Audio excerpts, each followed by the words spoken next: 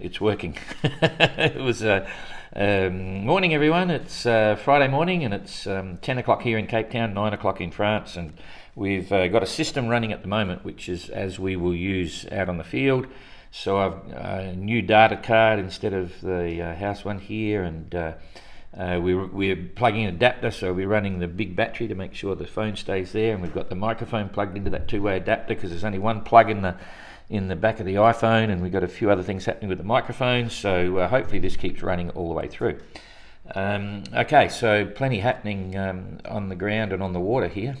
So before we get there, let's look at the leaderboard, because there's been a change overnight. Kirsten slipped back to third on the numbers, so Simon's still in the lead, then Tapio, and then Kirsten. The reason for that is it's more of a straight line course for Tapio direct to Cape Town than Kirsten, because she's still down a bit south. So by the numbers on the board here, Kirsten's about, what do we got, 71 versus... I think she's 30 miles further back than Tapio technically, and then everyone else is pretty much in the same position, so that's kind of fun. So we'll get rid of that, and before we get into the trackers for today, I'll just highlight a couple of things. We've got the no-go zones now in the course for the Indian Southern Ocean. It's kind of interesting. Is this a course going through the Indian Ocean or the course going through the Southern Ocean, and where is actually the boundaries for the Indian Ocean and where is the boundary for the Southern Ocean? Well, really, the boundary for the Southern Ocean comes from the Antarctic. I'll give it the layman's terms. There is a series of currents going around the Antarctica. In fact, I'll pull up the currents and I'll show you exactly what they are. Here we go. So here's the currents. It's a circumpolar current. See these general currents going around here, and it varies in height, like it's dipped down underneath Australia. These currents going all the way around the Southern Ocean. That's it. That's generally considered to be the boundary for the Southern Ocean. Okay, and it can vary between. In fact, there's an argument to say it goes right up to 30 degrees south. And generally it's considered to be around about 40. Technically the Antarctic waters only start below 60, but that's not the Southern Ocean per se, so it's a loose boundary for the Southern Ocean, but in every sense the course is actually going to go through the Southern Ocean, not the Indian Ocean.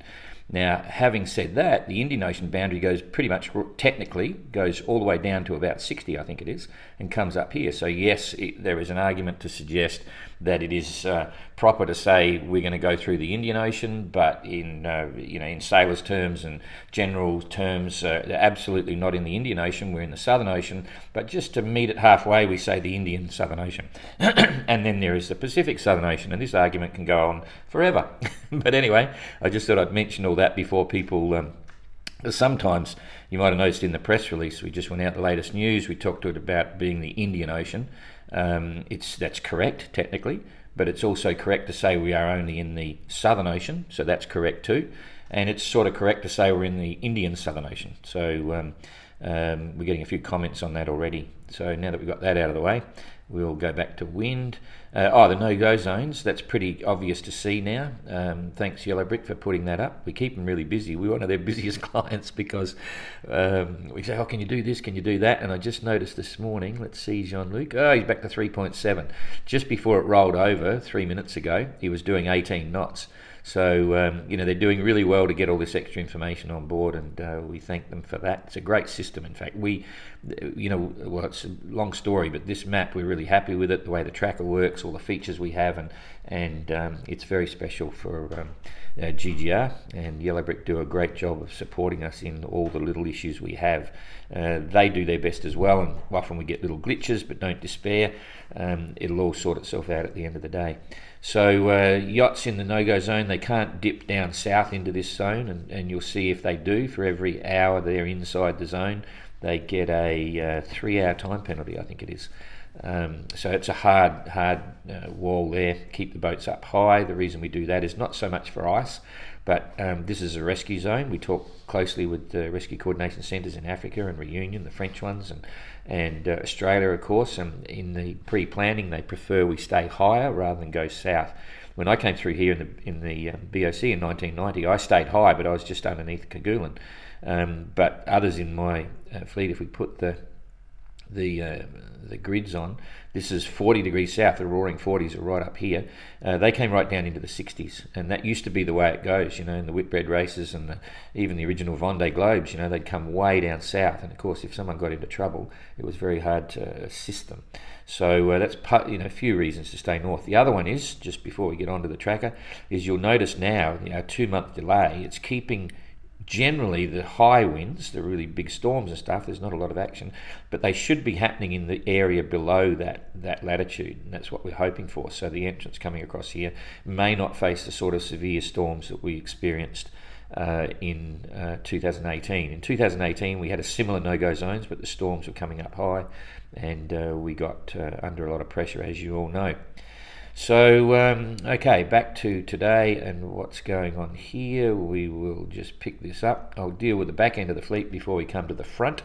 Guy Waits pondered his decision to head to Punta del Este in Uruguay, and is now back on track to Cape Town. Now, what I can say is in the initial calls when he rang to say what was happening, he was really disappointed he wasn't racing. That was the big thing. The barnacles had upset that. He was absolutely going slow, and the decision to go to Punta was partly along the lines of, and I won't say he'd finally made the decision, but he'd more or less decided that he probably wasn't going to continue with the race, maybe.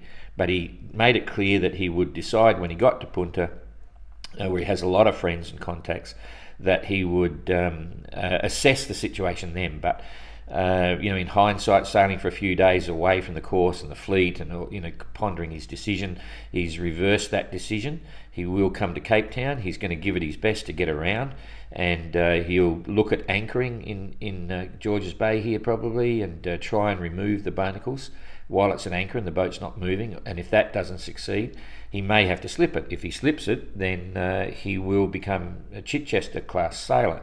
Now, the ramifications here are a couple of things. Suhaili is basically our tail end pace boat. Okay, there is a gate in Hobart, which the Hobart gate will they've got to get through that by the end of January. If they don't, everyone has to stop, and they start the following year. If you arrive normally, that means when you leave, a year later you're in Voyager class. If you arrive at the gate and don't get through, and you're in Chichester class, you're out of the event. You don't get the option to carry on as a Voyager class. What Guy's got to do now, he's in a race with Suhaili. Suhaili will turn the corner in a minute and come down here. As long as he stays in front of Suhaili, he'll probably make through the gate, because we used Suhaili's speed as a speed reference to develop the timeline for the gate. So if nothing else, yes, Guy's tail end Charlie at the moment. Nord's quite a few hundred miles in front, but his objective is to keep in front of Suhaili now and catch up to the fleet and so on, and make the gate. So for now, I will. So that's Guy's situation. He's back in the hunt, which is really good news. I mean, it would have been a tough series of days, and we'll learn more about it later on. But now he's got 2.6 knots. That would have been before this wind picked up or whatever. So he's got a bit of breeze now. He could get going, or he could be in this calm area here, which is over him, not the current wind that it's showing here. There's a bit of variability, as you know. Nord doing 2.9 knots. There's lots of instability here, calm patches and so on. Ian Herbert Jones 5.7, and he's heading up a bit, so he's obviously got into this southeasterly airflow. Elliot on the quarter behind, doing 6.1 knots. He's okay. And Jeremy, he really, just by the look of the boat and the weather he's getting, he's doing 6.5 at the moment, but honestly, just looking at the boat, it seems to me the barnacles are really slowing him down a little bit as well. It's obvious on the tracker, I reckon. You just get this feeling it doesn't look right, so he must be really feeling it, but he's doing well at the moment. Ayrton 5.4. Damien, he's been slowly pegging towards Abelish. He's now at 5.7, which is good. He's had huge frustrations, but I think Abelish is the one that's really lucked out the most. He was right in the centre of it when it was small. He's now doing 3.2. The previous speed he had was less than that, in the previous 4 hours. And Damien's on his hammer. He's right behind him now. You've got to think back on that, where he was a week ago. Goog doing well, 6.5 knots. He's right up there still. And Pat happy at 5.9. Tapio. Looks like he's still on starboard tack here, because this wind could have been changing dramatically. But he's doing 5.8 knots anyway, and we'll wait and see. I'm not sure. It's hard to pick it because there's a transition here of the wind direction as this centre of the high moves and plays out. Simon currently doing 5.6 knots. He's on a dream run now. It's amazing how it's all changed, and he will for sure go straight into Cape Town. Kirsten doing 6.5 knots, heading up again now, got the breeze. So let's first look at the big picture of the weather, just because there's some crazy things going to happen in the next few days, and then we'll look at a close up of the lead boats closing into Cape Town. So I will just jump forward quickly in a day, so we'll come through to the 5th this time tomorrow. You can see it's flattening out, moving across. Simon's still got a good breeze going in, and Kirsten and Pat are in the breeze. That's kind of cool. Then we go into the next day on the 6th, which is the weekend. Some holes starting to appear, and this may impact Kirsten, but it starts to get very unstable. This is just a quick one because we'll do a detailed one in a minute. See what's happening here. It's getting really crazy, and this is going to just an area of not much pressure gradient. So there's no distinct highs and lows, just gets all a bit wishy-washy. Very hard to predict in the forecasting as well. That's the 8th. This is the 9th. Simon will have been in and gone by then, but the tail end is finally in about the 8th.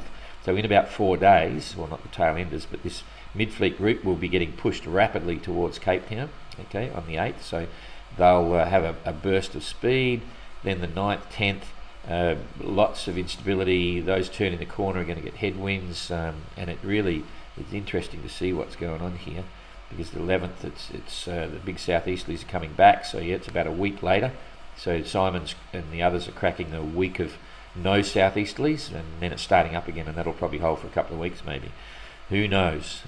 Anyway, some challenges there, and one last one here. Boom, this on the 13th, the big hole. So watch this space, but it is a long way ahead, and the forecast can all change. So coming back to today's weather, we'll do a big blow up here of the 3 or 4 at the very front. Come on. Okay, so we'll distinctly look at the weather coming into Cape Town. So distances, we've got Simon is currently near enough to 313 miles. So it's about 2 days, a good 2 days, right, to get there if he's making sort of 5 to 6 knots. Okay, and then we've got Tapio is basically on a relative distance course, 180 miles behind. So that's a day and a half behind Simon. Kirsten is quite a way back, but I'll give her because oops, we didn't mean to do that. That happened automatically. So if we come down here, it's not relevant for a distance from Simon. It's relevant to distance to Cape Town. Okay, so she's got 517 miles to go, and again, Simon has got 300, so is about 3, 4, 5, about 200 miles behind, which is a day and a half. Okay, so probably a day and a half if she can keep the breeze. Okay, Pat, I'll leave Pat in the picture. He's definitely behind Kirsten and Tapio at this stage. So it's looking like it'll be Simon in first, obviously. Kirsten and Tapio is going to be a run for your money, because Tapio is currently 500 miles from the finish. Kirsten is 520 miles from the finish, so it's going to be touch and go depending on what the weather looks like. And as I say, people will be saying, "Oh, you didn't mention Pat." I like the ice, don't worry. So Pat is 662 miles behind, so that's another day behind Kirsten and Tapio. Okay, so we got that settled. Now, what sort of weather they're going to get? How consistent is it going to be? And what's the effect of all that? So I'm going to animate this now. So just slowly pull it through. Keep pressing the button. You can see. Let's just watch Simon. He's got breeze all the way, basically. He'll be a little bit forward. It might go a bit light, but he's going to be here. So I'm predicting sometime around midday on Sunday, but it could be the lighter it goes and the slower he goes, it could go into Sunday evening. But there's enough breeze there to keep him going. However, this is now 24 hours from now. 24 hours from now, he's going to be up here. He's followed that breeze all the way through. It's coming from the south. It's perfect. It's just slightly forward of the beam, and he'll be making good speed. So that's the 5th, and then we go into that's midnight on the 5th. It picks up a little bit. He's going to be over here, and still making good time. The breeze is filled in, so he'll speed up. That might compensate for the previous day going a little bit slower, but he'll be making 5.5 easy, maybe even a bit better. So this is early on Sunday morning. He's got plenty of breeze coming in here, so I think it's fair to say this is now Sunday midday, 1 o'clock. He's got good breeze, all from the sort of south or southeast. He'll come in, and I'm predicting at this stage sometime Sunday afternoon, which creates complication because the Royal Cape Yacht Club have been fantastic, our host, and really supportive. They're starting a race Sunday afternoon, so we're just sorting out another rib on standby in case we can't use their race rib, but we yet to have the final meetings, and let's wait and see what happens. But I can't thank them enough for everything they're doing. It's fantastic. And it looks like there's going to be a fleet coming out for Kirsten, so when she gets here, and so hopefully there'll be a few pop out for Simon as well. I'm sure there will be. So anyway, just coming back again on that, let's see what happens to Kirsten now on her plans coming through. Again, I'll animate it. So you can see she's going to stay in this breeze. She'll be coming up in this breeze. That's all good. That's good sailing breeze all behind her. By this stage, this is coming up to the 5th. That's tomorrow morning about now, and she'll be up in here. She'll be getting close to the band of light wind, but I think she's going to be right on this edge, and she should keep going because you see it's extending north, so that's tomorrow night. But here's the problem. There's going to be an interaction here for sure, because there's potentially this band of light air, and so this is on Sunday. On Sunday she's going to be right in here somewhere, so keep your fingers crossed. See, it's opening up. That's she could be right about here then, and she could stop and park. So when I'm saying Monday afternoon, it could go into Monday night. Just depends on what happens here. It's hard to predict these ones because there's nothing distinct. This is the computer generation. That's probably what's going to happen. Could be different, but she could extend into Monday night. You see that's coming up here. This is Sunday night. Now Sunday night she's going to be in here somewhere for sure. Wind direction is fine, but there's possibly a hole. So for now we're still saying, because she could get here, it could change, it could be a nice breeze. If everything held normal, she'd be late on Monday, she'd come in, but let's wait and see what happens. So that's her story. So this is the 7th, midday on the 7th, and she'd be very close. There's breeze now coming in, so she's going to do a run at the last minute. But as I say, when you get that forecast with all these little random holes, it can change completely. They can move 50 miles or whatever, and she could get through the middle, or she could get covered by it and just sit there going 3 knots for 12 hours. It's a bit very hard to predict. So that's that one. So I'll still hold with Kirsten sometime on Monday afternoon, and Tapio basically rides the same sort of weather. If we follow Tapio now, rides the same sort of weather that Simon had, but because he's a little bit behind, you'll see he may end up slowing down here, because Simon will be up here, but Tapio will probably be in here, and he's very close to this gradient. So I think he's going to slow down a bit. I really do. I think he's in this soft breeze here, whereas Kirsten's got a bit more breeze. I think Tapio's going to be playing it out and slowing down. You can see here, this is on tomorrow night. Tomorrow night he's going to be about here somewhere, whereas Simon's just on the edge up here in the breeze, in this part of the breeze. So I'm pretty reasonably confident that Tapio's going to slow down, and Kirsten will probably slip past him, and if she gets a breakdown here, Kirsten could be, maybe, don't hold me to it, could be second. And whatever happens here with Pat, he should stay in front of Abolition, the others, and will be coming in fourth. Touch wood, but anything can happen. It's still a long way to go. So that's a bit of a long one. I'll hold it there. There's a lot of other things going on, with some boats running low on water, and other boats looking at anchoring and fixing up boats and bits. But we'll follow that through later on.